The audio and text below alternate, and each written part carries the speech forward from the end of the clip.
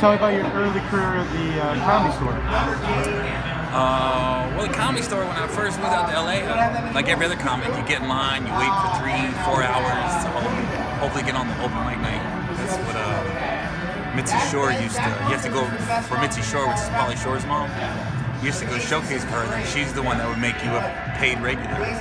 So I did that a couple weeks. I waited in line for 3-4 hours, and then finally got picked. It took me like 3-4 weeks. Finally got picked. 5 people showcased that night. It was 4 women and me, and then I was the 5th comic to go up to showcase for. Everybody, you get like 5 minutes. So when I went on for the 4 females, I saw that when I was on stage, I could see in the back of the room, Mitzi had the 4 girls around her talking to her.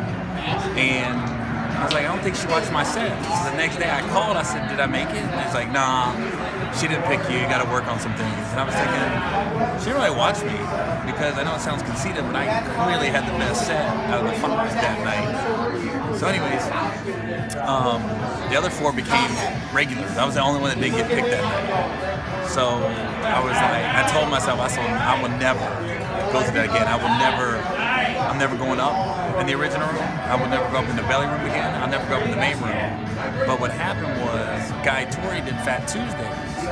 So that was the black night back in the late 90s and the 2000s. So I was like, I'd go up for Guy. That had nothing to do with the Comedy Store. It was like he was renting a room out. So after a couple years, Guy, he was going to let it go. He was like, I don't have time anymore. And I did. I told Guy, I said, you can't let it go, bro.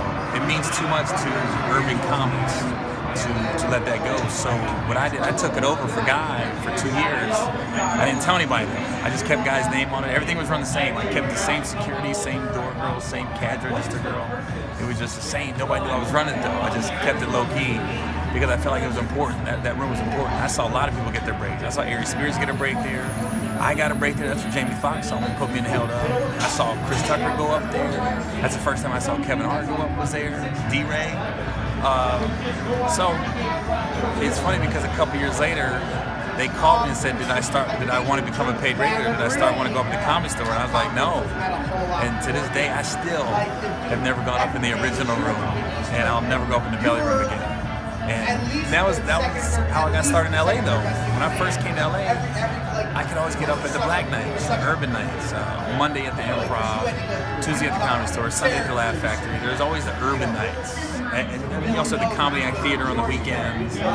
And that's why I got started out here with all the so-called black comics, black comedy clubs, because that's who put me on stage. And that's where I cut my teeth basically. So we just sitting out here now. You asked me, so that's what it is.